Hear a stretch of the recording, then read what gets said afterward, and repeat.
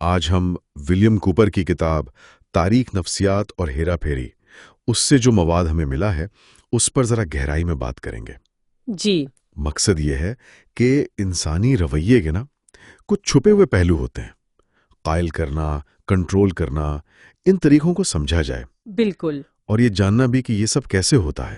ہاں، اور یہ بڑا دلچسپ ہے، بلکہ شاید تھوڑا پریشان کن بھی ہو سکتا ہے کہ لوگوں کے خیالات، ان کے فیصلے، ان کو پتہ بھی نہیں چلتا اور کیسے انہیں متاثر کیا جا سکتا ہے۔ یقیناً یہ موضوع انسانی نفسیات کی گہرائیوں کو اور ہمارے جو آپسی تعلقات ہیں ان کی پیچیدگیوں کو سمجھنے میں کافی مدد دیتا ہے۔ تو چلیں بالکل بنیادی بات سے شروع کرتے ہیں۔ یہ تاریخ نفسیات آخر یہ ہے کیا؟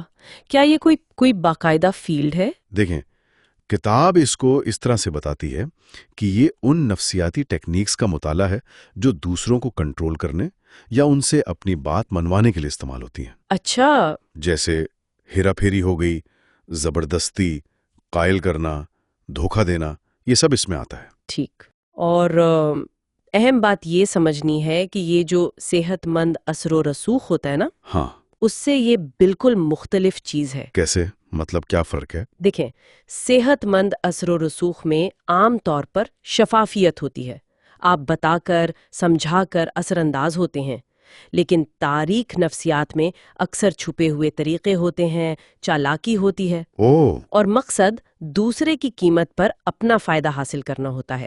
اچھا، تو یہ صرف کوئی کھلم کھلا دباؤ نہیں ہے، بلکہ زیادہ آپ کہہ رہی ہیں لطیف انداز میں کام کرتی ہے یہ چیز۔ جی ہاں، بالکل، اس کی یہی سٹلٹی، یہی چیز اسے زیادہ خطرناک بناتی ہے۔ تو کتاب میں کن عام تکنیکوں کا ذکر ملتا ہے؟ کتاب کئی ٹیکنیکس پر روشنی ڈالتی ہے۔ ایک تو بہت مشہور ہے آج کل، گیس لائٹنگ۔ ہاں، سنا ہے کافی۔ اس کا کیا مطلب ہے؟ اس کا مطلب ہے کسی کو جان بوجھ کر دانستہ طور پر اپنی ہی یادداشت پہ، اپنی سمجھ پہ یا حقیقت پہ شک کرنے پر مجبور کرنا۔ اچھا، NLP وہ کیا چیز ہے؟ وہ زبان اور کمیونیکیشن کے ذریعے آپ کی سوچ کو متاثر کرنے کی ایک ٹیکنیک ہے۔ اوہ، اس کے علاوہ ظاہر ہے کھلا دھوکہ، جھوٹ بولنا اور جذباتی بلیک میلنگ تو ہے ہی۔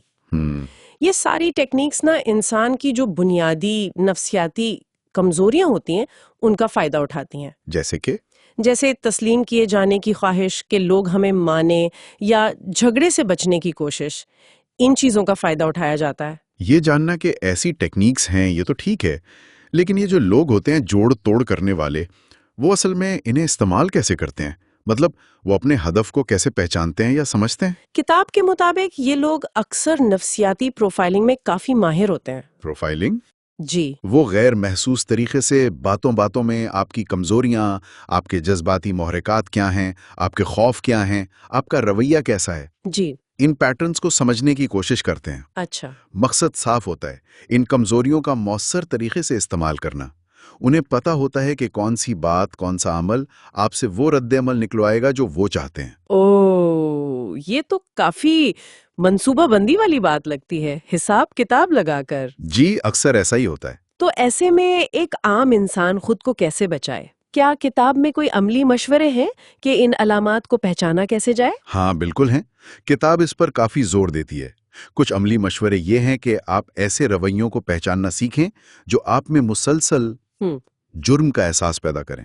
گلٹ فیلنگ یعنی؟ بالکل، یا باواسطہ جارحیت یعنی پیسو اگریشن، اس کو پہچانیں۔ ٹھیک ہے۔ جذباتی استحصال کی علامات دیکھیں، جیسے کوئی مسلسل تنقید کر رہا ہے، توضیح کر رہا ہے، آپ کی کامیابیوں کو کم کر کے بتا رہا ہے۔ ان چیزوں پر غور کریں، بہت ضروری ہے۔ اچھا، جی، اکثر جو کہا نہیں جا رہا ہوتا نا، وہ بولے گئے الفاظ سے زیادہ معنی خیز ہوتا ہے۔ صحیح کہا۔ تو اگر کوئی ان علامات کو پہچان لے تو پھر عملی طور پر دفاع کیسے کرے؟ صرف پہچان لینا تو کافی نہیں ہوگا نا؟ بالکل نہیں، پہچان تو پہلا قدم ہے۔ دفاع کے لیے کتاب کئی حکمت عملی بتاتی ہے۔ سب سے اہم ہے اپنی جذباتی ذہانت یعنی ایموشنل انٹیلیجنس، اس کو مضبوط کرنا۔ وہ کیسے؟ مطلب اپنے اور دوسروں کے جذبات کو سمجھنا اور انہیں بہتر طریقے سے مینج کرنا سیکھنا۔ ٹھیک۔ دوسری اہم چیز ہے واضح ذاتی حدود یعنی پرسنل باؤنڈریز متعین کرنا اور ان پر قائم رہنا، آپ کو پتا ہو اور آپ بتا سکیں کہ آپ کے لیے کیا قابل قبول ہے اور کیا نہیں۔ یہ ضروری ہے۔ تیسرا، خود آگاہی، سیلف اویئرنس، اس کو بہتر بنانا، یعنی آپ اپنی اقدار، اپنی ضروریات کو سمجھیں اور پھر جرت مندی سے، assertiveness کے ساتھ اپنی بات کہنا سیکھیں۔ اچھا، یہ سب چیزیں مل کر ایک مضبوط دفاعی نظام بناتی ہیں۔ یعنی خود کو بہتر سمجھنا اور اپنی حدود کا خیال رکھنا یہ بہت کلیدی حیثیت رکھتا ہے۔ دراصل یہی بنیاد ہے، لیکن کتاب ایک اور اہم نقطے کی طرف بھی توجہ دلاتی ہے۔ وہ کیا ہے؟ وہ ہے اخلاقی ذمہ داری۔ اخلاقی ذمہ داری کس حوالے سے؟ دیکھیں، یہ علم طاقتور ہے، اس کا غلط استعمال بھی ہو سکتا ہے۔ کتاب قاری کو خبردار کرتی ہے کہ اس علم کو سمجھنے کا مقصد اپنا دفاع کرنا ہے، نہ کہ خود دوسروں کے ساتھ ہیرا پھیری شروع کر دینا۔ صحیح، یعنی اس علم کو مثبت طور پر استعمال کرنا ہے۔ جی بالکل، خود کو بچانے کے لیے، دوسروں کو سمجھنے کے لیے، نہ کہ دوسروں کو نقصان پہنچانے کے لیے۔ تو خلاصہ یہ ہوا کہ یہ مواد ہمیں ان چھپے ہوئے نفسیاتی اوزاروں سے واقف کراتا ہے جو لوگ استعمال کر سکتے ہیں دوسروں کو متاثر یا کنٹرول کرنے کے لیے، جی اور ساتھ ہی ہمیں ان سے بچنے کے عملی طریقے بتا کر ہمیں بااختیار بھی بناتا ہے۔ بالکل۔ اور اس ساری گفتگو کے بعد ایک آخری نقطہ ہے غور کرنے کے لیے۔ جی فرمائیے۔ کیا صرف دوسروں میں ہیرا پھیری کی علامات کو پہچان لینا کافی ہے؟ اچھا سوال ہے۔ یا یہ سمجھنا کہ یہ ٹیکنیکس کیسے کام کرتی ہیں ہمیں اس قابل بھی بنا سکتا ہے کہ ہم اپنے رویے پر غور کریں؟ مطلب یہ کہ کہیں ہم خود تو نادانستہ طور پر اپنی زندگیوں میں لوگوں کو متاثر کرنے کے لیے ان میں سے کچھ طریقوں کا استعمال تو نہیں کر رہے؟